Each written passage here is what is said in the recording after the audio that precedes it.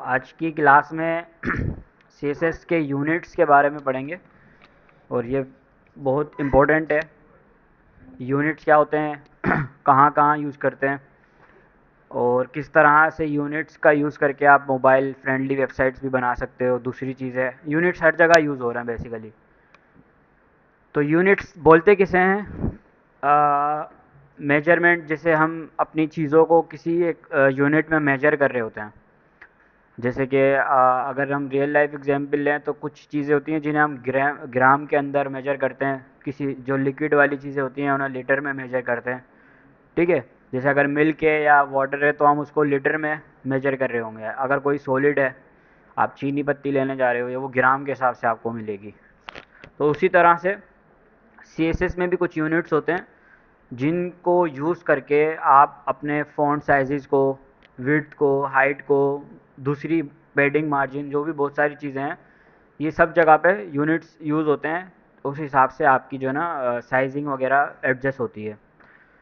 तो क्या सीखेंगे कि ऑल मेजर सीएसएस यूनिट्स, वैसे तो बहुत सारे हैं बट जो इम्पोर्टेंट है वो हम कवर करेंगे आज। एब्सोल्यूट वर्सेस रिलेटिव यूनिट्स कौन से होते हैं, फॉन्ट बेस, पेरेंट बेस कौन से होते हैं, और व्यू पोर्ट बेस कौन से होते हैं। व्यू पोर्ट को भी थोड़ा सा समझेंगे आज क्या होता है। और लास्ट में मैक्स विड्थ और मैक्स हाइट को जो है समझेंगे कि रिस्पॉन्सिव में किस तरह से वो हमारे काम आती है। तो मैंने जैसे बताया कि use to define the size of element. ठीक है। यूनिट्स जो होते हैं ना वो यूज़ किए जाते हैं किसी भी एलिमेंट की width, height, padding, font size, margin, border, X Y Z, जो भी ये चीज़ें हैं ना, उन सब के साइजेस को डिफाइन करने के लिए हम क्या यूज़ करते हैं, सीएसएस के यूनिट्स का यूज़ करते हैं। अब इनको दो कैटेगरी में डिवाइड किया है, जैसे कि एब्सोल्यूट यूनिट्स जो होते हैं fixed, do not scale. Means के एब्सोल्यूट यूनिट्स वो वाले होते हैं कि आपने यूज़ किए तो वो फिक्स्ड हैं, वो स्क्रीन के हिसाब से छोटे बड़े नहीं होंगे, एडजस्ट नहीं होंगे, ऑटो एडजस्ट नहीं होते स्क्रीन के हिसाब से। जबकि रिलेटिव क्या होते हैं कि वो scale based on font size, parent और व्यू पोर्ट के हिसाब से। मीन्स कि आपके पेरेंट के बेस पे चल रहे होंगे, व्यू पोर्ट की बेस पे आप ऑटोमेटिक छोटे या बड़े, जो भी आपने जिस हिसाब से उसको सेट किया है उस हिसाब से सेट हो रहे होंगे। तो एब्सोल्यूट यूनिट में मेजर जो सबसे मोस्ट इम्पोर्टेंट वो हम है पिक्सल का, जो कि हम स्टार्टिंग से ही यूज़ करते हुए आ रहे हैं। पिक्सल क्या होता है? पिक्सल, मैंने इसके ऊपर वैसे एक अलग ही पूरा टॉपिक है पिक्सल को समझने के लिए। बट कोई भी आप एक लाइन बनाई, कोई भी एक आपने सर्किल, कोई भी एक इमेज बनाई, ये सब चीज़ें जो भी बनती है ना वो कंबाइन होती हैं बहुत टाइनी पिक्सल्स के साथ। पिक्सल जो होता है बहुत छोटा होता है, उनको मिला के, एक पिक्सल को, बहुत सारे पिक्सल्स को मिला के एक लाइन, एक टेक्स्ट, ये जो भी चीज़ें लिखी जाती हैं, जो भी विजुअल आपको नज़र आ रहा होता है वो पिक्सल्स से ही बने होते हैं सब चीज़ें। अब अगेन वो एक पूरी अलग थ्योरी है, वो हम नहीं पढ़ सकते। तो रिप्रेजेंट अ सिंगल पिक्सल। अब पिक्सल जब आप लिखते हो, इट मीन्स कि आप उसके साथ अगर 1 लिखोगे तो 1 पिक्सल का आपको साइज़ मिलेगा, जो कि हम ऑलरेडी देख चुके हैं। और ये मोस्ट कॉमन यूनिट होता है, रेस्पॉन्सिव नहीं होता ये। ठीक है। रेस्पॉन्सिव का मतलब है कि आपने एक ब्राउज़र के लिए वेबसाइट बनाई थी जिसके अंदर आपने 20 पिक्सल का फ़ॉन्ट साइज़ लिखा था। अब 20 पिक्सल एक बड़ा साइज़ है तो वो आपके ब्राउज़र पे तो सही नज़र आएगा, लेकिन जब मोबाइल की स्क्रीन छोटी हो जाएगी तो फिर वो क्या होगा कि वो मोबाइल पे ओवरलैप हो रहा होगा, या तो आपकी वेबसाइट के लुक को ख़राब कर रहा होगा, क्योंकि वेब मोबाइल की स्क्रीन छोटी होती है तो उसके हिसाब से हमें छोटा साइज़ चाहिए होता है। तो इसीलिए रेस्पॉन्सिव में ये काम नहीं करता, क्योंकि ये फिक्स्ड वैल्यू होती है। ये कौन सा यूनिट होता है? एब्सोल्यूट यूनिट होता है, फिक्स्ड होता है। ये स्केल नहीं होता, ये ऑटोमेटिक अपने आप से ही चलता है, किसी के ऊपर डिपेंड नहीं करता, पेरेंट पे या व्यू पोर्ट वगैरह पे। अदर कौन से यूनिट्स हैं? वैसे तो मोस्टली पिक्सल ही आप देखोगे हर जगह पे, लेकिन पिक्सल की तरह और भी यूनिट होते हैं। सीएम जो कि सेंटीमीटर कहलाता है, मिलीमीटर है, इंचीज़ हैं, पॉइंट्स हैं, या ये पीसी भी एक होता है। ठीक है। तो इस तरह के बहुत सारे हैं, अब ये आप अपने पास ट्राई कर लेना। लेकिन अगेन मोस्ट कॉमन जो यूज़ होता है वो है पिक्सल का, पिक्सल ही यूज़ होता है। तो हमें ऑलरेडी पता है, अब फिर भी हम करके देख लेते हैं। और साथ में क्योंकि नीचे और भी चीज़ें आ रही हैं तो सबको समझेंगे स्लो स्लो। ओपन फोल्डर में हम पहले एक अपना फ़ाइल बना लेते हैं हमेशा की तरह। सीएसएस हम पढ़ रहे हैं तो सीएसएस में हमारा ये सेशन 4 होने वाला है। आप लोग जो अभी जो लेक्चर्स चल रहे हैं ना, उनको समझ लो ये इम्पोर्टेंट लेक्चर्स हैं। इन्हीं की बेसिस पे आगे चल के हम लेआउट्स बनाएंगे, फिग्मा से कैसे कन्वर्जन होती है वो सारी चीज़ें सीखेंगे। तो कोई भी चीज़ मिस नहीं करना, और जो प्रैक्टिस मैं दे रहा हूँ ना वो इसीलिए दे रहा हूँ कि आप लोग इसकी अभी से सही से प्रैक्टिस कर लो, ताकि जब आगे चल के हम लेआउट्स वगैरह बनाएं तो आपको वहाँ पे प्रॉब्लम नहीं होनी चाहिए, ठीक है। तो इंडेक्स की फ़ाइल बना लेते हैं अगेन, और हम पढ़ रहे हैं CSS यूनिट्स, और यहाँ पे हम एक h1 लिख के उसके अंदर लिखते हैं हेलो वर्ल्ड। इसको सिंपल गो लाइव कर लेते हैं। अब इस h1 का बाय डिफ़ॉल्ट क्या साइज़ है, मैंने सिर्फ एक h1 लिखा है, इसको कोई साइज़ वगैरह नहीं दिया, तो इसका बाय डिफ़ॉल्ट साइज़ क्या होगा, 80, 32। देख लेते हैं, इसका एक तरीका है देखने का, वो क्या, आप राइट क्लिक करके इंस्पेक्ट करोगे, और यहाँ से इस कर्सर को सिलेक्ट करके, जैसे हम लास्ट टाइम बॉक्स मॉड्यूल को देख रहे थे, उस तरह से आप जिसके भी एलिमेंट को देखना है ना, उस एलिमेंट पे क्लिक करोगे आप। अब क्लिक करने के बाद यहाँ पे स्टाइल के बराबर में कंप्यूटेड लिखा हुआ है। इस कंप्यूटेड टैब के अंदर ना आपको जो भी CSS कंप्यूट हुई होती है ना आपकी HTML पे, वो दिखा रहे होते हैं। तो फ़ॉन्ट साइज़ 32 पिक्सल है हमारा H1 का, ठीक है।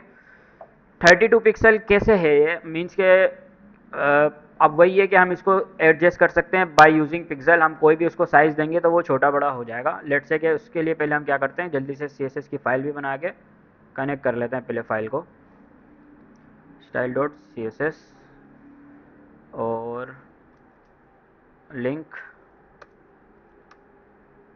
./css, ठीक है। ये हमारी CSS की फ़ाइल लिंक्ड हो गई। अब हमने h1 लिखा हुआ है, h1, और अभी वहाँ पे बाय डिफ़ॉल्ट इसका साइज़ है 32। तो हमें पता है हम फ़ॉन्ट साइज़ का यूज़ करके 32 पिक्सल या 23 पिक्सल जो भी हम लिख सकते हैं। आप देख रहे हो यहाँ पे क्या साइज़ हो गया, 23 पिक्सल हो गया। तो ये कंप्यूटेड हमें क्या दिखाता है कि जो भी आपकी CSS कंप्यूट हुई है ना, ये उसको दिखा रहा होता है। तो अभी ये है 32 पिक्सल। तो इस तरह से पिक्सल्स कुछ अलग से नहीं है, मीन्स कि जो भी आप पिक्सल लिखोगे वो एग्जैक्ट वही साइज़ आपके फ़ॉन्ट के लिए, आपके बॉक्स के लिए। अब ज़रूरी नहीं है फ़ॉन्ट के लिए आप इसको हाइट विड्थ में कहीं पे भी यूज़ कर सकते हो, हम ऑलरेडी यूज़ करते हुए आ रहे हैं, तो ये आपको क्लियर होगा। अच्छा, पिक्सल्स के बाद अब ये तो हो गया कि एब्सोल्यूट है, मीन्स कि ये अपने आप से रिलेटेड, अपने आप से इसका किसी से कोई ताल्लुक नहीं है। इस H1 का जो हम पिक्सल लिख रहे हैं ये सिर्फ अपने आप में चलता है, किसी पेरेंट पे किसी चीज़ पे ये डिपेंड नहीं करता। अगर मैं इस H1 को मैं डिव में लिख देता हूँ, तो अब मेरा क्या साइज़ होगा फ़ॉन्ट H1 का, कोई बता सकता है? सेम साइज़ होगा, ठीक है, क्योंकि मैंने बताया पिक्सल जब आप यूनिट लिखोगे तो वो हमेशा अपने आप में ही काम करेगा। लेट्स से कि मैंने यहाँ पे इस डिव को भी कॉल किया, मैंने लिखा डिव, और उसके अंदर मैंने फ़ॉन्ट साइज़ डिफाइन कर दिया 18 पिक्सल। अब कुछ फ़र्क पड़ेगा H1 पे? नहीं पड़ेगा, क्योंकि H1 में हमने फ़ॉन्ट साइज़ 23 लिखा हुआ है। तो मैं ये बताना चाह रहा हूँ जब आप पिक्सल यूनिट यूज़ करोगे तो वो किसी पेरेंट पे या किसी भी व्यू पोर्ट पे इफेक्ट नहीं करता। अब समझ में आएगा आपको आगे चल के। अब हम दूसरा यूनिट देख रहे हैं जो कि होता है क्या, हमारा रिलेटिव यूनिट्स, जो कि पेरेंट्स पे या रूट पे डिपेंड करते हैं।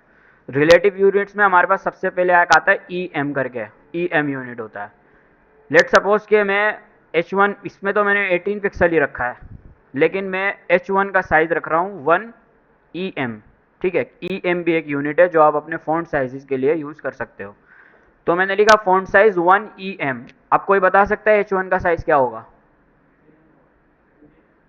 जी? 15, 18, तो सही जवाब है 18, ठीक है। मैंने बताया EM किस पे काम करता है, पेरेंट पे डिपेंड करता है। तो जब आप जो भी साइज़ पेरेंट को दोगे ना 18 पिक्सल, तो उसके बाद आप लिखोगे 1 EM, तो वो अपने पेरेंट का 1 का मतलब क्या है, पेरेंट का पूरा एग्जैक्ट उठा लो। अब अगर मैं 1 की जगह 2 लिख दूंगा, आप कितना हो जाएगा, डबल हो जाएगा। तो अभी क्या आ रहा है, 36 आ रहा है। तो मीन्स के जो EM यूनिट होता है वो अपने पेरेंट पे डिपेंड करता है। जो भी आप ऊपर साइज दोगे, और अगर आप वहाँ पे 1 EM लिखोगे तो जो उस पेरेंट का साइज़ होगा वो उसको उठा लेगा, और अगर आप 2 EM करोगे तो उसका डबल साइज़ कर देगा। इसी तरह अगर मैं इसको हटा के 20 लिख देता हूँ, अब कितना हो जाएगा? 40 हो जाएगा। तो इस तरह से EM यूनिट काम करता है कि जो भी आप पेरेंट को दोगे उसके अगेंस्ट में वो उस हिसाब से मल्टीप्लिकेशन करके नंबर के हिसाब से 2 को मल्टीप्लाई करेगा 20 से, जो भी आंसर आएगा वो इस H1 के अंदर सेव कर देगा। और अगर मैं यहाँ पे 2.5 कर दूँ, अब क्या हो जाएगा? 50 हो जाएगा, क्योंकि 0.5 का क्या मतलब है? हाफ। तो उसने 2 में तो पूरा पूरा 40 कर लिया, और हमने हाफ किया उसका, हमने इसका हाफ किया तो कितना हो गया? 10। तो 10 हो गया। इसी तरह से आप पॉइंट्स में भी वैल्यू दे सकते हो, 2.1 दे सकते हो, 2.1 में 42 हो जाएगा, 2.7 दे सकते हो, तो 54 हो जाएगा। अब क्या ये चीज़ सिर्फ टेक्स्ट साइजेस पे अप्लाई करती है? ये चीज़ पेडिंग मार्जिन पे भी अप्लाई करती है, ठीक है? तो आप इसी तरह से पेडिंग मार्जिन भी दे सकते हो। अभी हम क्या करते हैं, इसको 2 रखते हैं, हमें 40 का साइज चाहिए लेट से, और ये बेस्ट प्रैक्टिस है, EM यूनिट यूज़ करो अभी से ही, ताकि आगे चल के लेआउट्स में आपके रिस्पॉन्सिवनेस के लिए बहुत हेल्पफुल होगा। दूसरी चीज़ पेडिंग। अब अगर मुझे पेडिंग देनी है, अब अगर मैं 1 EM की पेडिंग दूंगा तो मुझे कितने की पेडिंग मिल जाएगी? 20 पिक्सल की, लेकिन बहुत ज़्यादा होती है 20 पिक्सल की। तो आप पेडिंग कम देना चाहते हो, 0.5 दे दो तो 10 की पेडिंग मिल जाएगी, ठीक है? इस तरह से EM यूनिट काम करता है। अब इसके अंदर अगर हम पेडिंग भी देखें, यहीं पे पेडिंग भी आ रही होगी, 20 पिक्सल चारों में उसने 20 पिक्सल एग्जीक्यूट किए। तो हमारे पास 0.5 का मतलब ये हुआ कि इसका हाफ होना चाहिए था। 0.5 20 पिक्सल हमने रखा है, तो 20 पिक्सल 0.5 कितना हो गया? 10 होना चाहिए।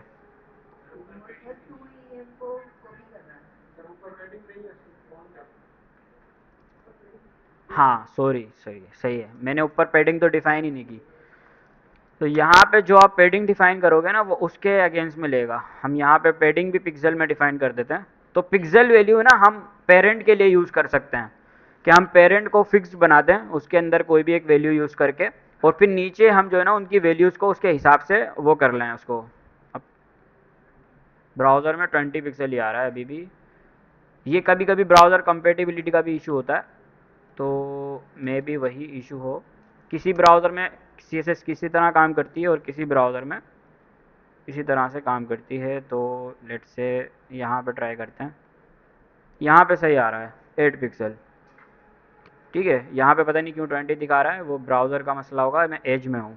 तो आप क्रोम में चलते हैं, ठीक है? इस तरह से पेरेंट के हिसाब से आप EM यूनिट का यूज़ कर सकते हो। आप पेडिंग जो भी लिखोगे और उसका जो भी लिखोगे वो उसके हिसाब से उसको एडजस्ट कर देगा। अब अगेन फ़ॉन्ट पे तो एग्जैक्ट सही काम करता है, लेकिन पेडिंग में कहीं ना कहीं ब्राउज़र कंपेटिबिलिटी का इशू आता है। बट ये कि आपका काम हो जाएगा इससे। उसके बाद तीसरा यूनिट कौन सा है हमारा? EM unit. मैंने बताया EM यूनिट हमेशा आप याद रखोगे ये अपने पेरेंट से रिलेटिव होता है। जो भी इसके पेरेंट में होगा वो उसके हिसाब से अपने यूनिट के, अगर हम 1 लिखोगे तो एग्जैक्ट पेरेंट की उठा लेगा, 2 लिखोगे तो 2 मल्टीप्लाई कर देगा, 3 लिखोगे 3 मल्टीप्लाई कर देगा। जो भी आप चाइल्ड को दोगे, चाइल्ड अपने पेरेंट के फॉन्ट साइज से मल्टीप्लाई करके उस चाइल्ड को असाइन कर देगा। यहाँ पे एग्जाम्पल भी है और हमने ये करके भी देखा है। EM कैन कंपाउंड होता है, ठीक है? मीन्स कि ये अपने अपने पेरेंट के साथ कंपाउंड हो जाता है, जो भी उसकी वैल्यू होती है उस हिसाब से। सेम चीज़ अगर हम REM के लिए लें, REM का मतलब है रूट से रिलेटेड करता है। ये किस पे रिलेट करता है? रूट पे रिलेट करता है। मीन्स के अगर मैं यहाँ पे स्पेडिंग को मैं हटाता हूँ, सिर्फ फ़ॉन्ट साइज पे बात करते हैं। अगर मैं यहाँ पे 2REM लिख देता हूँ EM की जगह, अभी कितना हो जाएगा?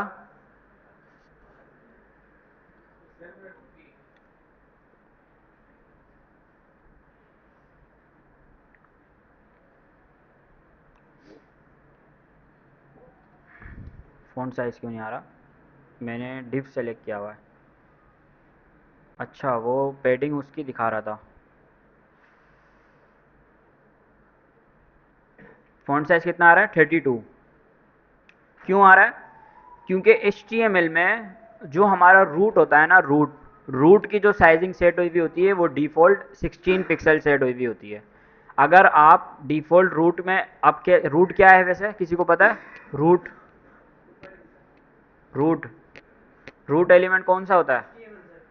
HTML होता है रूट एलिमेंट, ठीक है, ये हमारा रूट होता है। इस रूट के अंदर डिफ़ॉल्ट जो साइजिंग सेट हुई होती है वो होती है 16 पिक्सल की। तो बाय डिफ़ॉल्ट अगर आप उसको 2 रैम भी लिखोगे तो वो 16 से डिवाइड मल्टीप्लाई करके आपको 32 दिखाएगा। इसी तरह अगर आप 3 कर दोगे तो 16 मल्टीप्लाई 3, जो भी आंसर आएगा वो उसको एग्जीक्यूट कर देगा। तो आपका ये चलता है रूट के हिसाब से। अब लेट्स से कि आपको इसको सेट करना है रूट में, तो आप ऐसे कर सकते हो, HTML में आप लिखोगे रूट में फ़ॉन्ट, ये हमारा हमने रूट को कॉल किया, फ़ॉन्ट साइज़ हमने लिख दिया 10 पिक्सल। कितना हो जाएगा? 30 पिक्सल हो जाएगा, क्योंकि हमने यहाँ पे यूज़ किया हुआ 3RM, 3 मल्टीप्लाई 10 30, तो ये हमें 30 मिल रहा है यहाँ पे। नज़र आ रहा है? तो 30 पिक्सल हमारा रूट के हिसाब से चलता है। REM किस पे चलता है? रूट के हिसाब से चलता है। EM किसके हिसाब से चलता है? अपने पेरेंट के हिसाब से चलता है। अब अगर मैं यही चीज़ अगर मैं R हटा दूंगा तो ये हो जाएगा 60, और अगर मैं R लगा दूंगा तो ये हो जाएगा 30, क्योंकि वो यहाँ पे 10 है, 10 मल्टीप्लाई 3 30, और इसको अगर करोगे तो 60 हो जाएगा। अब कौन सा यूज़ करें? अब ये डिपेंड करता है कि आपकी रिक्वायरमेंट के हिसाब से, ठीक है। आप चाहो तो HTML में डायरेक्ट, ये वैसे सही होता है, इसमें आपको इजीली, आपने एक दफ़ा फ़ॉन्ट साइज़ को डिफ़ाइन कर दिया, आपको हर पेरेंट के लिए अलग से डिफ़ाइन करना नहीं पड़ रहा। आपने एक दफ़ा रूट में अपना साइज़ डिफ़ाइन किया, बाकी आप REM से मैनेज कर रहे हो कि आपको कितना चाहिए कितना नहीं, हर एलिमेंट के लिए। मोस्टली ये कि रूट भी अच्छा होता है, और अगर आप EM यूज़ करना चाहो EM भी है, लेकिन पिक्सल अवॉइड करो। पिक्सल क्योंकि बेस्ट प्रैक्टिस नहीं है, क्योंकि पिक्सल में फिर फिक्स्ड वैल्यू जाती है, तो फिर वो स्क्रीन के हिसाब से इशू करता है। तो आप क्या कर सकते हो, अपना REM का यूज़ कर सकते हो और EM का यूज़ कर सकते हो। अब जो आपको समझ में आए, जिसमें आपको कंफर्ट हो, वो आप यूज़ कर सकते हो। बट ये कि अगर आप EM यूज़ कर रहे होगे तो आपको फिर हर पेरेंट को गेट करके उसका फ़ॉन्ट साइज़ सेट करना पड़ेगा, और अगर आप REM यूज़ कर रहे होगे तो आप एक ही दफ़ा अपना रूट का फ़ॉन्ट साइज़ सेट कर सकते हो। इसी तरह पेडिंग भी सेट कर सकते हो 10 पिक्सल की, और 1 REM लिखते हैं अगर हम,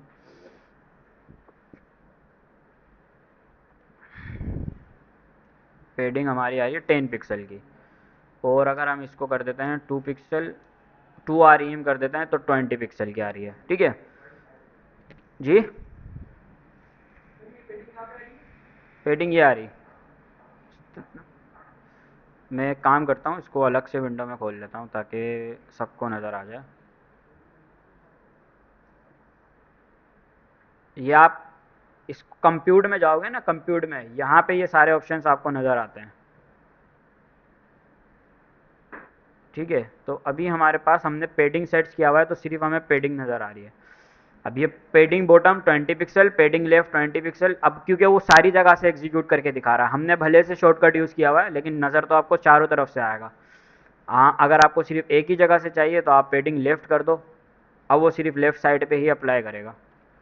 तो हमारी पेडिंग लेफ़्ट 20 पिक्सल है, और इसी तरह शो ऑल, पेडिंग लेफ्ट हमारी 20 पिक्सल है, लेकिन पेडिंग राइट कितनी आ रही है? 0 पिक्सल, क्योंकि हमने सिर्फ लेफ्ट साइड पे किया है। अब 20 क्यों आ रहा है? क्योंकि हमने 2 रैम लिखा है, और हमारी रैम की वैल्यू कितनी है? 10 है, तो 10 मल्टीप्लाई 2 20 आ रही है। तो ये इस तरह से कैलकुलेशन होकर चलती है। पेरेंट में भी थी, वो हमने डिफ को कॉल किया हुआ था, तो हम पेरेंट में भी सेट कर देते हैं 15 पिक्सल की। तो अब अगर हम पेडिंग इसको 2 रैम की दे रहे हैं, 2 EM की दे रहे हैं, तो हमें कितने की पेडिंग मिलने वाली है? कितने की मिलने वाली है? 30 पिक्सल। 15 मल्टीप्लाई 2 30, 60 मिल रही है। अब ये पता नहीं क्यों, क्योंकि कुछ बाय डिफ़ॉल्ट भी होती है पेडिंग, ठीक है, क्योंकि हमारा यहाँ पे अगर हम इसको सेट करते हैं पेडिंग 0, मैंने बताया था लास्ट टाइम आपको कि जब हम CSS को कंप्यूट करते हैं तो उसके अंदर कुछ बाय डिफ़ॉल्ट्स होती हैं पेडिंग। तो आप एक काम करो, पेडिंग के लिए REM यूनिट का यूज़ कर लो, क्योंकि ब्राउज़र कंपेटिबिलिटी में कहीं ना कहीं आपको इशू आएगा। बाकी फ़ॉन्ट साइज़ के लिए भले आप वो यूज़ कर लो REM। और अगर मैं REM कर दूँ तो सही से एग्जीक्यूट हो रहा है, 20 आ रहा है, 10 मल्टीप्लाई टू 20, ठीक है। तो ये दो कॉमन फ़ॉन्ट साइज़ के यूनिट हैं जो कि मोस्टली बहुत इंपॉर्टेंट है। अगर आप अभी से इनको यूज़ करोगे, आपकी आगे चल के रेस्पॉन्सिव और अदर डिज़ाइंस जो है ना बहुत अच्छे हो जाएंगे। तो उसके बाद हमारा पेरेंट यूनिट, अब उसके बाद परसेंटेज आता है, ठीक है। अब परसेंटेज मोस्टली हम यूज़ कर रहे होते हैं किसी कंटेनर की हाइट या विड्थ को यूज़ करने के लिए। जैसे कि आप लोग परसेंटेज में दे रहे थे, किसी को विड्थ किसी को हाइट, तो वो चीज़ परसेंटेज के हिसाब से चलती कैसे, आपने तो लिख दिया।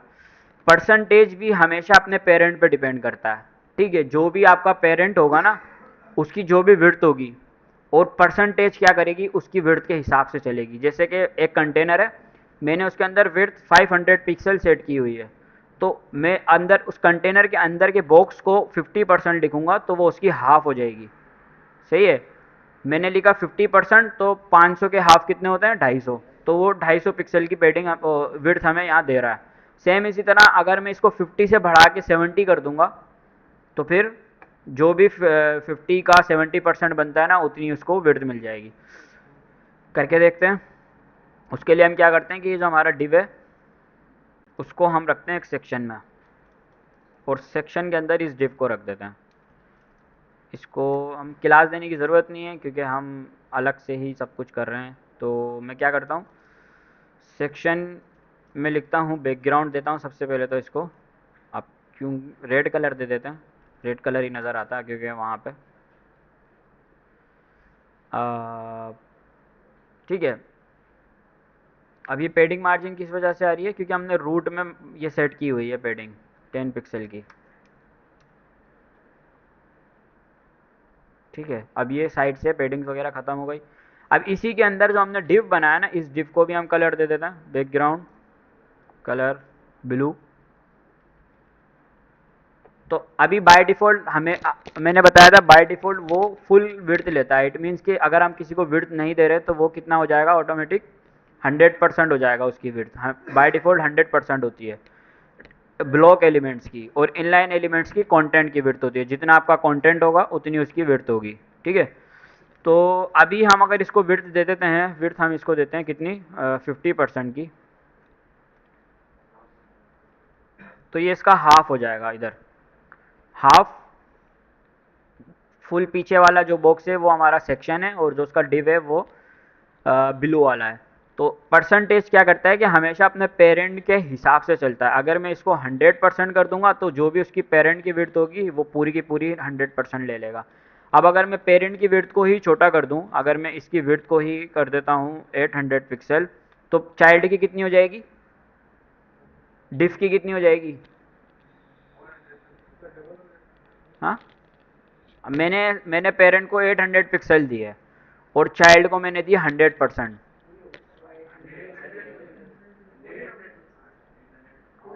800 पिक्सल हो जाएगी, सही है। चेक कर लेते हैं। 800 पे से इस स्क्रीन के हिसाब से बड़ा है,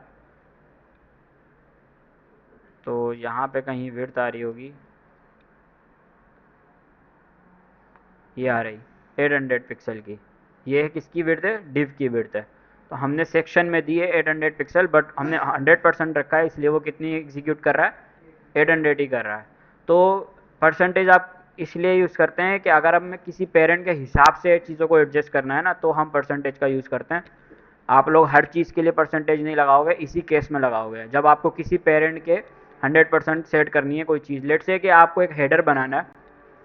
अब मोस्टली ऐसा होता है कि हेडर्स जो है ना फुल बैकग्राउंड के साथ होते हैं, लेकिन उनका कंटेंट जो है ना साइड से थोड़ा सा अंदर होता है।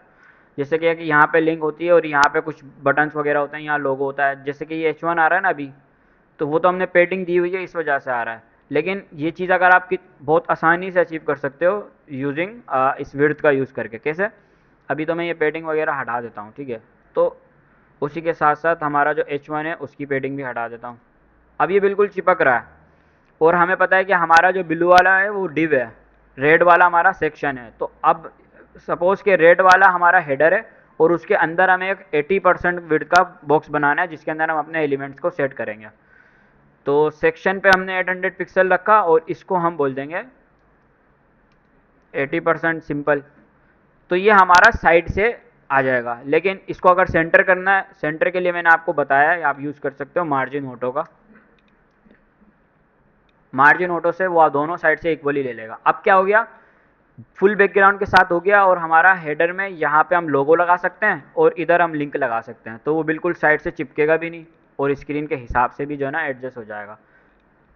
जैसे कि अब मैं इसको छोटा बड़ा ये छोटा करूँगा मोबाइल के लिए, तो वो हमेशा बहुत ज़्यादा छोटी स्क्रीन पे हो जाएगा। मोस्टली सबसे छोटी स्क्रीन होती है 320 की, 320 तक आपका ये सही चलेगा। कितनी भी छोटी स्क्रीन हो जाए आपका हेडर हमेशा सेंटर में ही रहेगा। अब ये चीज़ समझ में नहीं आ रही होगी, ये रिस्पॉन्सिव के लिए होता है, ठीक है। रिस्पॉन्सिव जब हम बनाएंगे आगे चल के वेबसाइट, उस चीज़ में यहाँ पे हम अपनी डिवाइसेस को चेक करते हैं। अगर आपको आईफोन के अंदर चेक करना है, आईफोन की डिवाइस लगा लो, ठीक है। ये बात का टॉपिक है, इसको बाद में देखेंगे। तो विड्थ कैसे काम करती है, परसेंटेज अपने पेरेंट के हिसाब से काम करती है, बस इतना याद रखना है आपने। उसके बाद हमारे पास आ जाते हैं व्यू पोर्ट। अब व्यू पोर्ट किसको बोलते हैं जी? हाँ, ये जो ब्राउज़र की वाइट वाली स्पेस है ना, इसको व्यू पोर्ट बोलते हैं। ये व्यू पोर्ट कहलाता है हमारा, ऊपर से नीचे और यहाँ से यहाँ तक, इस पूरे को व्यू पोर्ट बोलते हैं। इसी व्यू पोर्ट के अंदर रहते हुए हम अपनी वेबसाइट्स को डिज़ाइन कर रहे होते हैं। अब उसी के अंदर हम अपनी चीज़ों को सेंटर कर सकते हैं, अगर कुछ कर सकते हैं। अगर आप कुछ एक्स्ट्रा चीज़ दे दोगे, जैसे कि मेरी स्क्रीन छोटी है और मैंने हाइट ज़्यादा दी हुई है, तो इस तरह से स्क्रॉल भी आ जाता है, क्योंकि आप व्यू पोर्ट से बाहर जा रहे हो। तो इस तरह से आप जो है ना व्यू पोर्ट को कंट्रोल कर सकते हो। अब व्यू पोर्ट में हमारे पास कौन से साइजेस होते हैं, हमारे पास VW, VH, Vmin और Vmax होता है। इन दोनों को यूज़ कर सकते हो, लेकिन आपसे इससे भी आपका काम हो जाएगा। VW का क्या मतलब है, view port width, view port width, और VH का मतलब है व्यू पोर्ट हाइट। अब 1% ऑफ व्यू पोर्ट हाइट जो है ना कितनी होती है, मीन्स के यहाँ से यहाँ तक मेरा जो ये वाइट वाला स्पेस है ना, ये इधर ऊपर से लेके नीचे तक 100% व्यू 100 VH होता है। कितना होता है, 100 VH, यहाँ से यहाँ तक 100 VH होता है।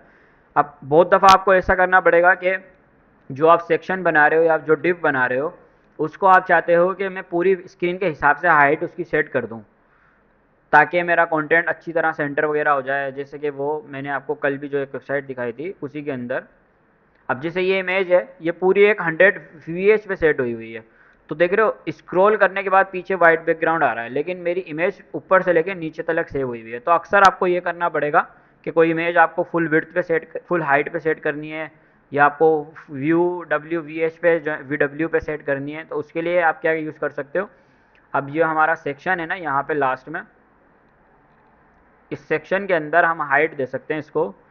पिक्सल में दोगे तो वो पिक्सल के हिसाब से, एक पिक्सल के हिसाब से सेट होगी। अगर आप 100 पिक्सल रख दोगे तो आपको पता है पिक्सल फिक्स यूनिट होता है, तो वो उसको 100 पिक्सल इतना ही होता है। एक एक पिक्सल काउंट करते हुए जाओगे, 100 पिक्सल यहाँ पे आ रहा है। लेकिन अगर आप इसको 100 VH रख दोगे, तो वो आपकी पूरी पूरी की पूरी वो उठा लेगा, जो भी उसका है हाइट है ना, वो पूरी कंप्लीट भी हो जाएगी। अब ये सिर्फ इस स्क्रीन के लिए नहीं है, जिस जहाँ पे भी आप अपनी स्क्रीन को खोलोगे, वो हर स्क्रीन पे फुल विड्थ के, फुल हाइट के हिसाब से आपकी कंटेनर की हाइट को सेट कर देता है। तो VH कैसे काम करता है, व्यू पोर्ट के हिसाब से काम करता है। आपका जो भी व्यू पोर्ट ओपन हुआ होगा ना, अभी तो मैं छोटी स्क्रीन पे हूँ, अगर मैं बड़ी स्क्रीन पे जाऊँगा तो मेरी वहाँ पे बड़ा व्यू पोर्ट होगा। तो VH अगर मैंने 100 VH रखा हुआ है, तो वो कितना ही बड़ा हो, मेरी जो कंटेनर की हाइट है वो उस पूरी स्क्रीन पे एडजस्ट हो जाएगी। तो VH स्क्रीन के हिसाब से आपकी हाइट को सेट करता है। सेम चीज़ VW के लिए। VW कैसे काम करेगी, वो इस तरह से, ये हाइट, ये विड्थ होती है, ये हाइट होती है। तो VW दे दोगे अगर आप, तो आप मीन्स के आप उसकी विड्थ को कंट्रोल कर रहे हो, और VH दे दोगे तो उसकी हाइट को कंट्रोल कर रहे हो। ये रिस्पॉन्सिव में बहुत इंपॉर्टेंट है। आप हाइट विड्थ के लिए मोस्टली यूज़ करो, रिकमेंडेड है कि VH यूज़ करो और VW यूज़ करो, जब भी आपको कहीं पे भी हाइट वगैरह या विड्थ वगैरह एडजस्ट करनी है किसी भी बॉक्स की, किसी सेक्शन की। लेकिन ये याद रखना कि व्यू पोर्ट के हिसाब से चलता है। मीन्स कि अगर आपको 50% पे सेट करना है ना, तो आप ये याद रखना कि कितनी भी बड़ी स्क्रीन हो वो हमेशा 50% ही रहेगा। अगर आपको लेट से कि फिक्स करना है, तो फिर आप पिक्सल का यूज़ कर सकते हो। और ये टाइम टू टाइम आती है चीज़, ऐसा नहीं है कि आप बिल्कुल एक साथ सीख जाओगे, सारी चीज़ें एक्सपर्ट बन जाओगे। बहुत दफ़ा प्रैक्टिस करोगे, इस पर एक्सपेरिमेंट करोगे, तो फिर आप जो है ना इसको इम्प्रूव करते जाओगे अपने साथ साथ। वी में स्मॉलर ऑफ, ये इससे थोड़ा सा स्मॉल होता है। अब इसको अपने पास आप यूज़ करके देख लेना। व्यू पोर्ट, अब ये कि मैंने अगर 50 VW लिखा है, इसका मतलब परसेंटेज है ये। अगर आपने ऊपर कोई चीज़ नहीं रखी हुई तो ये परसेंटेज के हिसाब से हो जाएगा। अच्छा, इसके अंदर हाइट भी ऐसा नहीं है कि ये सिर्फ स्क्रीन के लिए ही होगी। लेट्स से कि मैं सेक्शन के अंदर तो हाइट रख रहा हूँ 500 पिक्सल, तो ये मेरा कुछ 500 पिक्सल हो जाएगा, जो कि बहुत बड़ा है। थोड़ा सा इसको छोटा करते हैं। ये 100 पिक्सल है मेरा, और मैं अपना जो डिव है ब्लू वाला, उसके अंदर मैं हाइट 100 VH रख रहा हूँ। तो वो उससे ओवरलैप हो रहा है क्योंकि आपने उसको कंट्रोल उसकी हाइट को फिक्स कर दिया, पीछे वाले की हाइट को फिक्स कर दिया, और वो उसके बाहर आ रहा है। या तो आप इसके लिए एक तरीका होता है, क्या कर सकते हो आप, इसके अंदर एक प्रॉपर्टी होती है ओवरफ्लो हिडन। तो जो ओवरफ्लो चीज़ें हो रही होती हैं वो हाइड हो जाती हैं, और उसके लिए आपको जो है ना, अभी इसको छोड़ दो, कंफ्यूज हो जाओगे, क्योंकि नीचे वाली चीज़ की भी फिर हाइट वगैरह आपको स्क्रॉलेबल बनानी होगी। ओवरफ्लो स्क्रॉल भी होता है, हाइट भी होता है। उस तरह से इसके अंदर स्क्रॉल आ जाएगा, और ये हमें यहाँ नहीं देनी, ये हमें देनी है नीचे।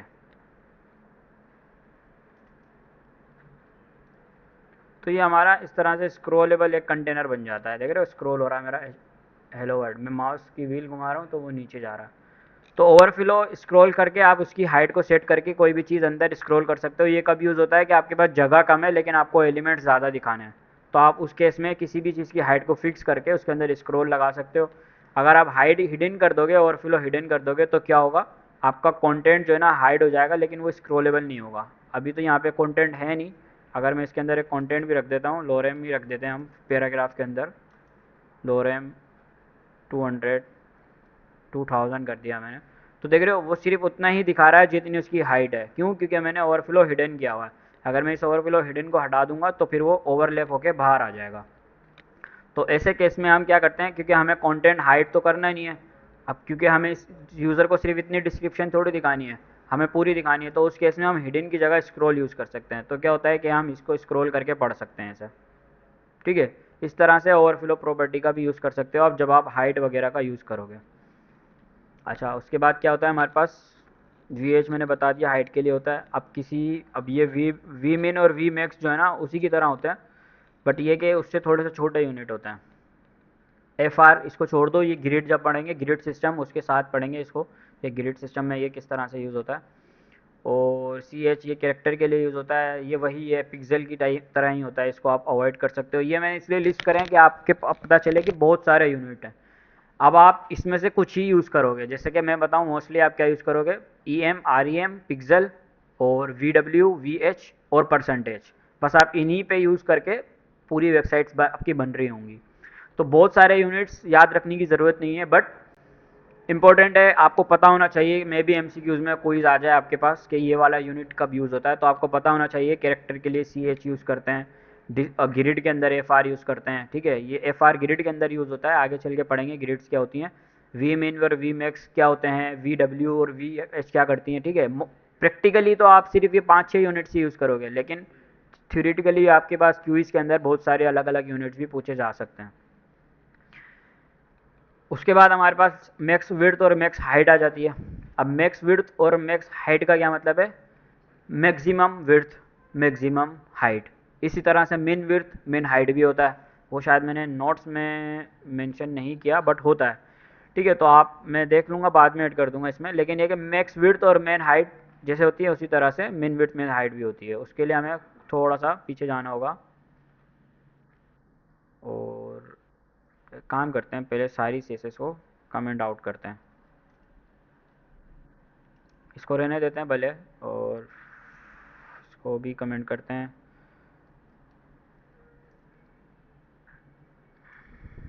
ये मैं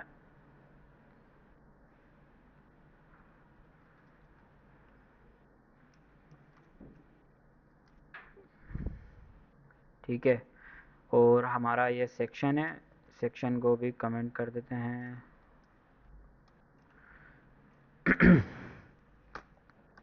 तो अभी हमारा कुछ भी नहीं है, सिंपल सा है। अब हमें सबसे पहले क्या करना है, मैक्स विड्थ को यूज़ करके देखते हैं। हमने लिखा सेक्शन, अगेन क्योंकि ऊपर वाला मैंने कमेंट कर दिया, सेक्शन, सेक्शन के अंदर वही हम अपना बैकग्राउंड देंगे ताकि हमें नज़र आए कि हो क्या रहा।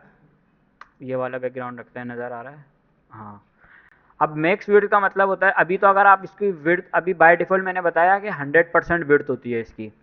तो अगर से आप विड्थ को कर दोगे 80%, 90% कर दोगे, तो वो 90% हो जाएगी। परसेंटेज कहाँ गई परसेंटेज, 90% हो जाएगी। तो इसमें मैक्स विड्थ का क्या मतलब है कि सम टाइम ऐसा होता है कि आप चाहते हो आपका जो सेक्शन है या आपका जो कंटेनर है वो ज़्यादा से ज़्यादा कितना हो, 500 पिक्सल हो जाए लेट से ज़्यादा, भले मेरी स्क्रीन साइज़ कितनी भी बड़ी हो रही हो, मेरा साइज़ हमेशा कितना रहे जो मेरी मैक्स विड्थ मैंने डिफाइन की हुई है। जैसे कि यहाँ पे लिखा हुआ भी है कि मैक्स विड्थ 600 पिक्सल अगर मैं रख दूंगा तो वो कभी भी 600 पिक्सल से अबव नहीं जाएगी। लेकिन अभी अगर मैं यहाँ पे मैक्स विड्थ डिफाइन करता हूँ, मैं इसको हटा के मैं लिखता हूँ मैक्स विड्थ, और मैंने उसमें लिखा 600 पिक्सल, 600 पिक्सल लिख दिया। अब मेरी विड्थ कभी भी जो है ना, भले मैं 100% लिख लूँ या मेरी स्क्रीन का साइज़ कुछ भी हो, मेरी विड्थ हमेशा कितनी ही रहेगी, 600 पिक्सल तक ही रहेगी। अब ये 4K का वो है पीसी, मीन्स कि ये जो साइज़ मैंने सेलेक्ट किया हुआ है ये 4K का इसकी स्क्रीन साइज़ है। अभी खैर हमारे पास तो है, लेकिन रेस्पॉन्सिव में मैं किसी भी साइज़ को चेक कर सकता हूँ। तो यहाँ पे देख रहे हो कितने पिक्सल की स्क्रीन है, ये 2643, 4K कंप्यूटर्स में होता है इतना साइज़, लेकिन मुझे वो कितनी दिखा रहा है, हमेशा 600 पिक्सल ही दिखा रहा है। क्यों? क्योंकि मैंने इसको लिमिट कर दिया कि आपकी स्क्रीन का साइज़ कितना भी बड़ा हो, लेकिन आप हमेशा 60% पे ही जाओगे। अगर मैं इसको 60% मैक्स विड्थ ना दूँ तो क्या होगा कि वो मेरी जितनी भी स्क्रीन साइज़ बड़ी होती जा रही है ना, वो उसके हिसाब से बड़ा होता जाएगा ऑटोमेटिक। लेकिन ये बिहेवियर सही नहीं होता, क्योंकि बड़ी स्क्रीन पे अगर आपके एलिमेंट बहुत ज़्यादा स्क्रैच हो रहे हैं तो फिर वो ख़राब होना शुरू हो जाते हैं, आपके पिक्सल ड्रॉप होना शुरू हो जाते हैं। तो मैक्स विड्थ का मतलब होता है कि आपने उसको एक लिमिट बता दी कि स्क्रीन साइज़ जो भी हो, आप हमेशा 60 पिक्सल के अंदर अंदर ही रहोगे, उसके बाहर नहीं जाओगे। तो आपका जो भी स्क्रीन साइज़ हो, आपका लेट से कि 1440 पिक्सल का है, देखो यहाँ लिखे हुए आते हैं मैक्स साइज़ 1440 पिक्सल का है, जब भी वो 1600 ही रहेगा। अगर आप मोबाइल स्क्रीन पे आ गए तब भी वो 1600 ही रहेगा। अब छोटी स्क्रीन पे अगर आप आ जाओगे तो स्क्रॉल आ जाता है यहाँ पे, अभी कंटेंट नहीं है हमारे पास, लेकिन वो 600 पर ही है तो इसलिए स्क्रॉल आता है। तो मैक्स विड्थ का मतलब होता है कि मैक्सिमम आपकी विड्थ कितनी होगी वो आप बता रहे होते हो। और मिन विड्थ का क्या मतलब होता है, मिनिमम विड्थ कितनी होगी वो आप बता रहे होते हो। जैसे कि आप कोई कार्ड बना रहे हो, किसी कार्ड में नेम बड़ा है, किसी कार्ड में नेम छोटा है, तो हमेशा क्या होगा कि अगर आपके पास नेम नेम छोटा बड़ा, किसी का बड़ा नेम है या किसी के पास पैराग्राफ बड़ा है, तो उसकी हाइट बड़ी हो जाएगी, और जो आपका छोटा है, बंद करके देखते हैं इसको। तो लेट्स से कि मैंने एक डिव बनाई और उसके अंदर मैंने पैराग्राफ की लेंथ रखी है 20। उसी तरह मैंने एक और डिव बनाई, दूसरा कार्ड बनाया, और उसके अंदर भी मैं यही वाला कंटेंट लेके आता हूँ पहले तो, और उसी के साथ साथ पैराग्राफ। और इसके अंदर मैंने थोड़ा सा टेक्स्ट ज़्यादा लिख दिया, मैंने इसमें लिखा, ऊपर वाले में मैंने 20 लिखा था, इसमें मैंने 40 लिख दिया। तो मेरे पास दो कार्ड बन जाएंगे। अब अच्छा, आप लोग अभी एक गलती कर रहे थे, वो ये कि हर एक डिव के लिए अलग अलग क्लास बनाने की ज़रूरत नहीं होती। आप क्या कर सकते हो, आपने लिखा क्लास बॉक्स, ठीक है, एक ही क्लास को आप सब जगह यूज़ करो ताकि आपका कोड कम हो। आपने लिखा बॉक्स। अब आप लोगों को, आप लोग इसको साइड पे लेना चाह रहे थे, उसके लिए मैंने बताया था डिस्प्ले इनलाइन ब्लॉक होता है। और इनलाइन का क्या इनलाइन ब्लॉक का क्या मतलब होता है, कुछ याद है? इनलाइन ब्लॉक का मतलब होता है कि वो उसका बिहेवियर इनलाइन कर देता है, लेकिन उसमें हाइट और विड्थ भी अलाउ होती है। तो आप इनलाइन ब्लॉक करके भी कर सकते थे, आगे चल के फ्लेक्स वगैरह हम पढ़ेंगे तो जब आपकी चीज़ें मज़ीद आसान हो जाएंगी। बट ये कि अभी जो सीखा है उसको यूज़ कर लो।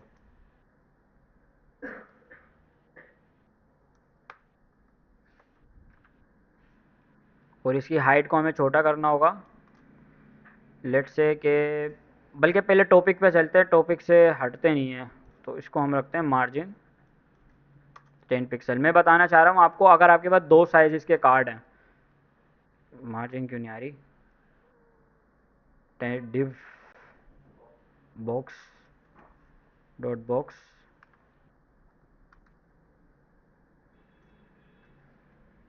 क्या इशू है?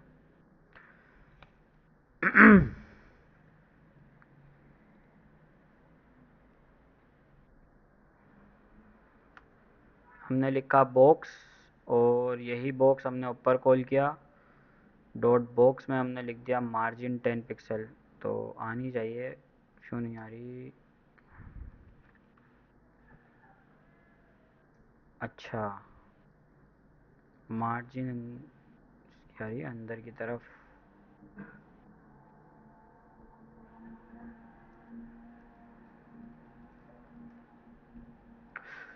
इंस्पेक्ट करके देखते हैं क्या इशू है। लेट्स से कि ये हमारा बॉक्स है और इस बॉक्स के अंदर हमारे पास ये डिव है। मैंने मार्जिन लिखी है, पेडिंग थोड़ी लिखी है। पेडिंग क्यों आ रही है?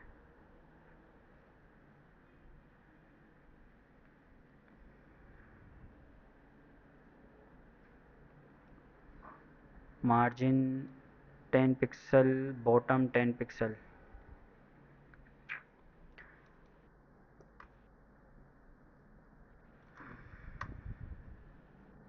चीज़ें ओवरलैप हो रही हैं या क्या इशू है, इसको हटा के देखते हैं। ये पूरा एक ही सेक्शन में आ रहा है। HTML में मसला किया हमने, सेक्शन, और उसके अंदर हमारा ये सेक्शन, सेक्शन के अंदर एक डिव। हटाते हैं क्लास को, इसको भी हटाते हैं और हम अपना डिव रखते हैं खाली। अब ये पूरा ऊपर से मार्जिन दे रहा है, पता नहीं बीच में क्यों स्पेस नहीं आ रही। एनीवे मैं बताना चाह रहा हूँ मैक्स हाइट कितनी होती है और मैक्स विड्थ कितनी होती है। अगर आप अभी इसके अंदर कंटेंट कम है तो इसकी हाइट इतनी बन रही है, ठीक है। इसी तरह अगर इसके अंदर कंटेंट ज़्यादा आ जाएगा, मैं इस वाली को कमेंट करके नीचे वाली की हाइट लगा देता हूँ। लेट्स से कि मैं इस वाली को हटा के इस वाली को लगा देता हूँ, तो अब कंटेंट ज़्यादा है। लेकिन आप चाहते हो कि आपकी जो मिन हाइट है ना, मतलब दोनों कार्ड्स के लिए हमेशा सेम ही रहे। अभी जो इसकी हाइट बन रही है ना, वही कम कंटेंट के साथ भी बने। तो आप कैसे कर सकते हो, आप उसको मिनिमम हाइट या मिनिमम विड्थ बता सकते हो बाय यूजिंग मिन हाइट और मिन विड्थ प्रॉपर्टी। मिन हाइट इसको हम रख देते हैं कितनी, 100 पिक्सल। अब भले से कंटेंट कितना सा भी हो, आपकी हमेशा कार्ड की हाइट कितनी रहेगी, 100 पिक्सल की रहेगी। क्योंकि अभी हमारा अगर ये वाला है, अगर हम इसको एक वर्ड भी लिख देते हैं खाली इसके अंदर और इसको सेव करते हैं, तो इसकी हाइट छोटी नहीं हो रही, क्योंकि हमने उसको बोला हुआ है कि ये कार्ड मिनिमम 100% पे रहेगा ही रहेगा। आपका कंटेंट चाहे कितना भी कम हो या कितना ही भी बड़ा हो। अभी वो पता नहीं क्यों दूसरी वाली डिव आ नहीं रही। ये अगर डिव आ जाए ना तो हम सही से प्रैक्टिकल करके देख लें इसका।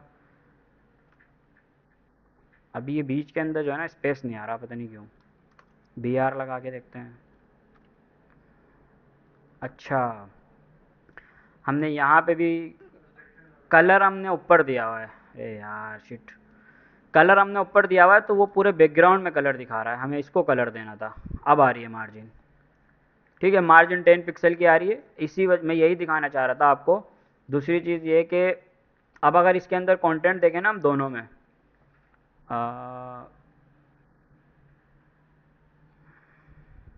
एक तो हमारा ये वाला कंटेंट था और एक हमारा ये डिव है। तो मैंने दोनों में अलग अलग कंटेंट रखा है, लेकिन हमने मिन हाइट क्योंकि 100% रखी है ना, तो वो दोनों के साइज़ को, दोनों की हाइट को सेम ही दिखा रहा है। ये चीज़ आपके कब काम आएगी, जब आप प्रोफाइल्स या दूसरे कार्ड्स वगैरह बना रहे होगे ना, उस वक्त में ये काम आएगी कि कहीं पे कंटेंट कम होता है, कहीं पे कंटेंट ज़्यादा होता है। तो इन सिंपल वर्ड, अगर आपने मिन हाइट 100 पिक्सल रखी है ना, तो आपके भले ही उसके अंदर कंटेंट ना भी हो, लेट्स से कि मैंने अगर इसके अंदर कुछ भी नहीं रखा हुआ, मैं दोनों को चीज़ों को हटा भी दूंगा, तब भी वो उसको बॉक्स दिखाएगा। क्योंकि मैंने उसे बोल दिया कि फोर्सली मैंने उसको बोला कि हमेशा आपकी हाइट 100% से छोटी नहीं होनी चाहिए। अब ये किस वजह से हो रहा है, क्योंकि मैंने मिन हाइट उसको असाइन की हुई है। अगर मैं मिन हाइट को कमेंट कर दूंगा तो अब वो, ये देख रहे हो, इसको छोटा बना दिया उसने और इसको बड़ा बना दिया। क्यों? क्योंकि इसमें कंटेंट ज़्यादा था और इसके अंदर कंटेंट कम है। इसीलिए वो क्या कर रहा है, ऊपर वाले को छोटा, नीचे वाले को बड़ा कर रहा है। तो आप इसके अंदर मिन हाइट यूज़ करके दोनों की साइज़ को एक बार रख सकते हो। ये चीज़ कहाँ काम आती है, जब आप चीज़ों को अलाइनमेंट के हिसाब से लेके चल रहे होते हो। आगे चल के जब आपको लेआउट्स वगैरह दूंगा तो उसके अंदर अलाइनमेंट्स का सारा ख्याल रखना होता है। और वो किस चीज़ से अचीव होती हैं, इन सब प्रैक्टिस से अचीव होती हैं कि आप उसकी मेन हाइट सही से सेट करो, हाइट सही से सेट करो, यूनिट सही से यूज़ करो, ठीक है। ठीक है, इसके अलावा बस यही होता है सारा। मेन हाइट, यही सारे यूनिट्स हैं जिनको यूज़ करके आप अपनी वेबसाइट्स को रेस्पॉन्सिव भी बनाओगे और अपना पूरा का पूरा लेआउट भी डिज़ाइन करोगे। अब ये चीज़ अब मैंने पहले इसलिए पढ़ाई है क्योंकि आगे चल के अब नेक्स्ट वीक से जो हम पढ़ने जाएंगे वो हम लेआउट्स को बनाना सीखेंगे। लेआउट्स कैसे बनते हैं, लेआउट्स की कौन सी प्रॉपर्टीज़ होती हैं। तो ये चीज़ें आप अभी से ध्यान में रख के अप्लाई करोगे। आप हमेशा VW VH का और परसेंटेज का यूज़ करोगे हाइट विड्थ के लिए। अगर आपको फिक्स करनी है तो आप पिक्सल का यूज़ करोगे। उसी तरह से अगर आप फ़ॉन्ट साइज़ इसके लिए या पेडिंग के लिए यूज़ कर रहे हो तो आप REM और EM का यूज़ करोगे, ठीक है। तो अभी से इन चीज़ों को अपने माइंड में रख के आगे चीज़ों को अप्लाई करेंगे हम। अब ये मैक्स विड्थ का क्या क्या है कि work perfectly on mobile, small width, tablet width, आप जो भी दोगे ना आप, अब हम आगे चल के मीडिया क्यूरीज पढ़ेंगे तो उसके अंदर हम अपनी मैक्स विड्थ को खाली एडजस्ट कर रहे होंगे, आपकी विड्थ हमेशा परसेंटेज में आ रही होगी, या अगर आप मैक्स विड्थ का यूज़ कर रहे हो तो ठीक है। बाकी ये कि अभी ज़्यादा नहीं सोचो, कन्फ्यूज हो जाओगे, लेकिन ये कि इन पॉइंट्स को हम आगे चल के देखेंगे किस तरह से प्रैक्टिकली हम उसके अंदर यूज़ कर सकते हैं। तो उसके लिए छोटी सी प्रैक्टिस है वो बना लेना, ताकि ये कि जो सीखा है हाथ के हाथ आपका इसकी प्रैक्टिस हो जाए। Create a simple web page with 4 boxes, 1 text section where each box demonstrate a different CSS unit. अब आप कौन से यूनिट्स यूज़ करोगे? अच्छा, जो हमने पढ़े हैं ना, देखो वैसे भी मैंने इसके अंदर सारे नहीं डाले, क्योंकि pixel, percentage, EM, REM, VW, VH इनको छोड़ देना, भले CH को भी छोड़ देना, मैक्स विड्थ और मैक्स हाइट लाजमी यूज़ कर लेना। इन यूनिट्स का यूज़ करके मैं इसको काम करता हूँ, हटा ही देता हूँ इन तीनों को। ठीक है, बस ये आपने 5 यूनिट्स यूज़ कर, ये unit pixel, percentage, EM, REM, ये सारे यूनिट्स यूज़ करने हैं। अब पहला जो आपका सेक्शन होने वाला है उसके अंदर आप पिक्सल एंड परसेंटेज बॉक्स को बनाओगे। कैसे आप बनाओगे? 2 बॉक्सेस, बॉक्स ए जिसकी आप विड्थ रखोगे 200 पिक्सल, हाइट रखोगे 150 पिक्सल, और उसके अंदर ये वाला बैकग्राउंड कलर दे दोगे। अब ये आपने पिक्सल का यूज़ करके देखना है, कुछ नहीं है, सिंपल है, जो आप पहले से करते हुए आ रहे हो वही चीज़ है, बस प्रैक्टिस के लिए आपने इसको बनाना है। बॉक्स बी के अंदर आप परसेंटेज का यूज़ करके देखोगे कि परसेंटेज कैसे काम करती है, और इसको एक पेरेंट में रखना, पेरेंट को कोई परसेंटेज देना, फिर उसके चाइल्ड को उसके पेरेंट के हिसाब से लाइक 70%, 75% आप उसको एडजस्ट करके देख रहे होगे। टेक्स्ट साइज इसको अप्लाई करके देखना कि EM कैसे काम कर रहा है, REM कैसे काम कर रहा है, कौन सा आपको सूटेबल लगता है कि आप आगे चल के लेआउट्स बनाओ तो कौन सा यूज़ करोगे, उसके लिए ये पूरी डिस्क्रिप्शन लिखी हुई है, पढ़ लेना। व्यू पोर्ट मैंने बता दिया आपको, व्यू पोर्ट इस स्क्रीन के हिसाब से आपने चीज़ें सेट करनी है, अगर हाइट वगैरह, या अभी जो आप इमेज के साथ कर रहे थे, कौन कर रहा था वो, जो बैनर बना रहे थे आप यहाँ पे पूरा एक इमेज के लिए, उसके लिए आप ये VW का यूज़ कर सकते हो, ताकि आपकी इमेज जो है ना पूरे इसके ऊपर आए और सेंटर में आपका टेक्स्ट आ जाए। ये जो मैंने पिछला असाइनमेंट दिया है कलर और फ़ॉन्ट वाला, उसके अंदर बैनर बनाने के लिए कर सकते हो आप ये चीज़। बाकी मैक्स विड्थ और मैक्स हाइट का आप यूज़ कर सकते हो, और इसको छोड़ देना भले, ये इंपॉर्टेंट नहीं है। CH यूज़ करना चाहो करके देख लेना, आपकी प्रैक्टिस हो जाएगी। अच्छा, इस असाइनमेंट के लिए मैंने ना टेम्पलेट बनाया है HTML का, आप इसको यूज़ कर सकते हो, ताकि आपको एटलीस्ट HTML ना लिखनी पड़े, आप डायरेक्ट CSS पे फोकस करो। इसके अंदर बॉक्सेस बने हुए हैं, हर बॉक्स की क्लास बनी हुई है, आपने सिर्फ इन क्लासेस को यूज़ करके अपनी CSS में कॉल करना है और इनको डिज़ाइन करना स्टार्ट करना है। ठीक है, कोई कन्फ्यूजन है, कोई सवाल है यहाँ तक?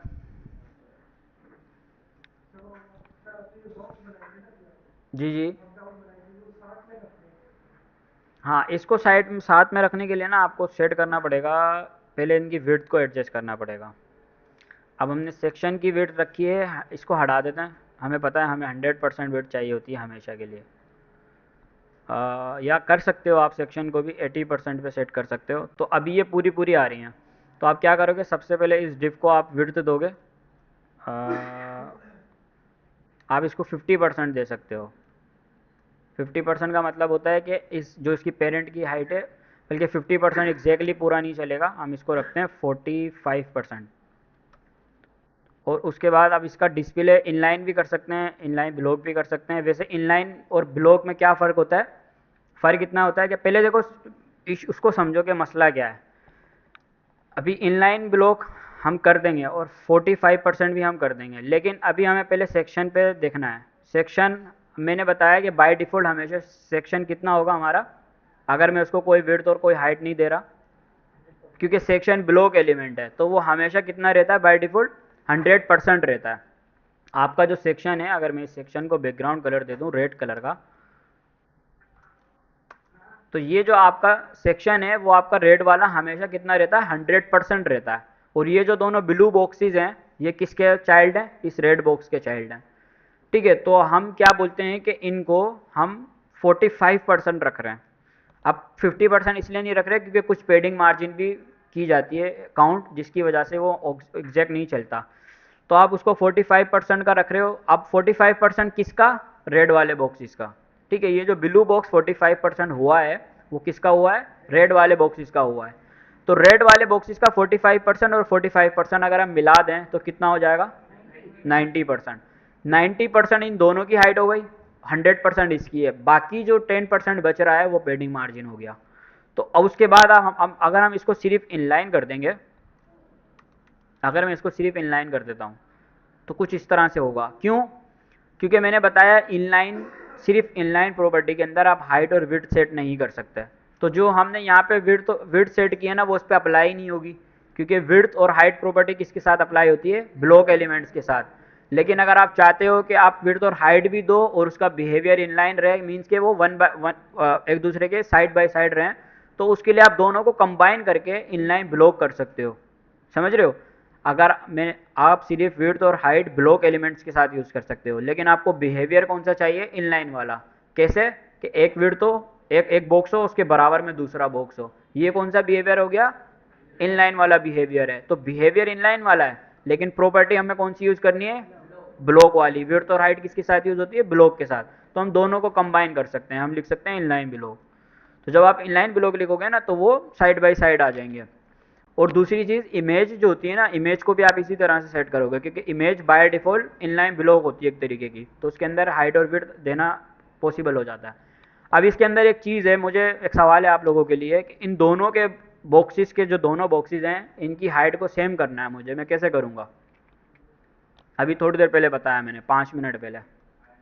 अभी देखो इसके अंदर कंटेंट कम है, इसके अंदर कंटेंट ज़्यादा है, तो ये बड़ा हो रहा है, ये छोटा हो रहा है। किसको किसको देंगे? दोनों को, सेक्शन को। सेक्शन को क्यों देंगे, इसकी हाइट सेट करनी है ना, डिफ को देंगे। तो हम डिफ को दे सकते हैं क्या, मिन हाइट। मिन हाइट हमने वैसे ऑलरेडी दी हुई है 100%, लेकिन अब वो कंटेंट बड़ा हो रहा है तो इसको कुछ बड़ी रखनी पड़ेगी ताकि इस कंटेंट के हिसाब से एटलीस्ट वो एडजस्ट हो। और ऐसे नहीं चलेगा ये,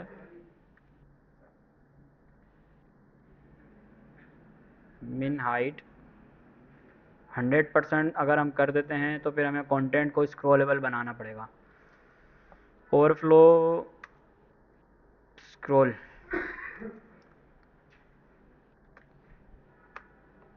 क्या हमने दोनों में H1 वगैरह भी रखा हुआ है?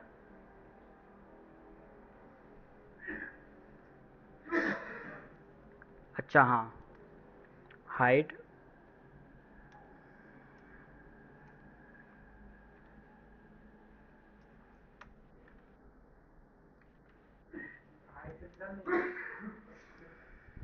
कुछ इस तरह से करना होगा हमें, क्योंकि मिन हाइट का मतलब तो छोटी हाइट हो गई, हमें तो कार्ड की हाइट को मैक्स करना पड़ेगा। लेकिन अभी भी सही क्यों नहीं आ रहा, क्योंकि हमारा कंटेंट ओवरलैप हो रहा है।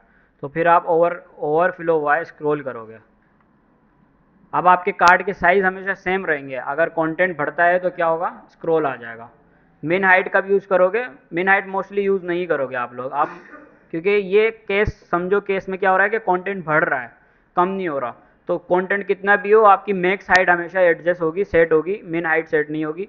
मिन हाइट को दूसरा सिनेरियो होता है, अब वो है कि आप काम कर रहे होगे ना, आप काम करते वक्त सिनेरियो सामने आएंगे, उस सिनेरियो के हिसाब से आप मैक्स हाइट और मिन हाइट को यूज़ कर रहे होगे।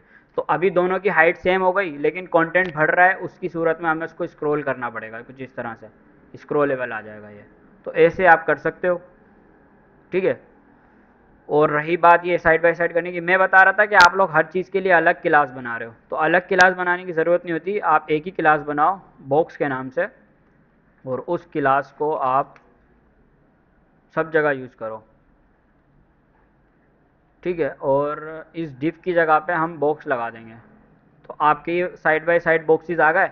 अब रही बात, मैंने बोला था कि कलर सबके चेंज होने चाहिए, तो कलर के लिए आप क्लासेस बना सकते हो। लेट से कि आपके पास 4 बॉक्सेस हैं, आपको चारों को अलग अलग कलर देना है, तो आप बना लो रेड बॉक्स, और उसके अंदर सिर्फ बैकग्राउंड डिफाइन कर दो, बैकग्राउंड कलर रेड। सेम इसी तरह से आप एक और बना लो ब्लू बॉक्स, उसके अंदर आप ब्लू बॉक्स डिफाइन कर दो, बैकग्राउंड कलर ब्लू, ब्लू। तो हम एक से ज़्यादा क्लासेस दे सकते हैं। अभी कलर नहीं आएगा, एग्जैक्टली नहीं आएगा, उसके लिए हमें क्या करना होगा, सबसे पहले तो हमें यहाँ से इस कलर को हटाना होगा, बल्कि इस कलर को हम ऊपर ले जाते हैं, बल्कि ऊपर हमने ऑलरेडी दिया हुआ सेक्शन को। तो हमें ये कलर हटाना होगा। अब दोनों के कलर हट गए, उसके बाद हम एक क्लास को कॉपी करके पहले वाली में दे देंगे, क्योंकि हम एक से ज़्यादा क्लासेस स्पेस के थ्रू दे सकते, स्पेस दे के आप दूसरी क्लास भी दे सकते हो, और दूसरी वाली क्लास ब्लू वाली उठा के दूसरे वाले बॉक्स को दे सकते हैं। तो आप कुछ इस तरह से करो उसको, उससे क्या होगा कि आपकी फजूल की जो है ना, बार बार एक क्लास नहीं बन रही होगी, बार बार बहुत सारी क्लासेस बनाना भी सही नहीं होता। अब ये रेड इसलिए से हो रहा है क्योंकि पीछे का बैकग्राउंड ही रेड है।